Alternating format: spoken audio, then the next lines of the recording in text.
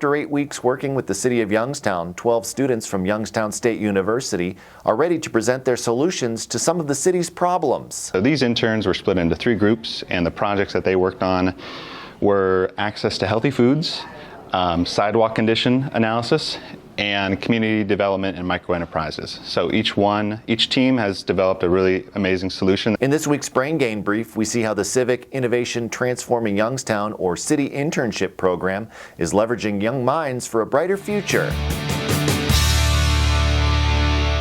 Brain Gain is sponsored by the Mahoning Valley Manufacturers Coalition, Eastern Gateway Community College, and these coalition members. The basis of this program is to connect these interns with community mentors, and they are given a community issue, and they have 8 weeks to develop a creative solution to that issue. It's through our STEM program, so you don't really think of a STEM student being interested in city planning, but we wanted to show the STEM students, which there's also humanities students on the projects as well, but we wanted to show these STEM students how they might use their talents to in a different type of way than going to a company for an internship. We were assigned the sidewalk infrastructure project. It was given to us by Jordan Kareem at the City Construction and Engineering Department. Essentially, the sidewalk conditions in Youngstown are depreciating and they're not good. And so he wanted us to find a way to monitor these conditions. So we developed a device called the Arduino system, or the DCD as it is in our report, which is used by a team which drives around an area that they wish to survey. It tracks the GPS location as well as prescribes a rating. And then that data is compiled into an Excel spreadsheet.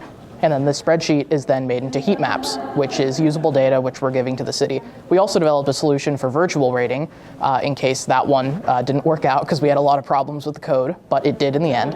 And this one is good for volunteer use, where you use online software like Google Maps or Mapillary to highlight the maps individually. And you can do this from home, you can do this from an office, you can do this for a corporation, etc. We hope that the city will use that data and go forward with the project. Our group was working on trying to find a way to bring small businesses in, but in a sustainable way so they could stay. So that's what that whole market analysis thing was. It can be really big, real heavy from an outside perspective, but it basically just tells businesses what's working, what people haven't tried, what isn't, or what's not wanted. And then we just applied it to a building on Mahoning, because there's just so much going on that street right now. It's just in the beginning of the work, so you wouldn't quite know it if you hadn't talked to people. But I'm really excited to see it hopefully become something really, really useful. A food co-op, so it's basically a grocery store that has a board that represents all of the community. So it functions the same way as using a lot of local produce. Some wholesale items, like I was talking about, where people want bananas, but local producers aren't going to be able to make those. So you buy it from wholesalers. So you still have a full grocery store, but it's more emphasis on helping the community. So purchasing from local producers.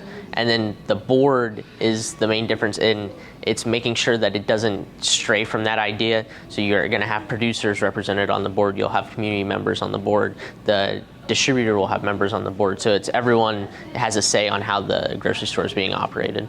823 Elm Street, it used to be a grocery store like 15 years ago, so it already has the foundation of a grocery store. And then also we talked with the kitchen incubator next door, Pat Rosenthal and Gino, who worked there. They didn't even know what we were doing in our group, and we went to talk with them, and they go, we really want a grocery store or something right next door on Elm Street. We're like, we had the exact same idea. It's a perfect location, and they would want to support that. So they have land around that they would want to turn into like a small garden area that you could supply local produce right next door to the grocery store, because there's already a north side farmers market on Elm Street, so using the co-op to facilitate that farmers market, just getting more people in that area. And that is all for this week's Brain Gain Brief. For more Brain Gain news, click Brain Gain under the Workforce Development tab at businessjournaldaily.com. Thank you very much for watching. I'm Mike Moliterno. Brain Gain is sponsored by the Mahoning Valley Manufacturers Coalition, Eastern Gateway Community College, and these coalition members.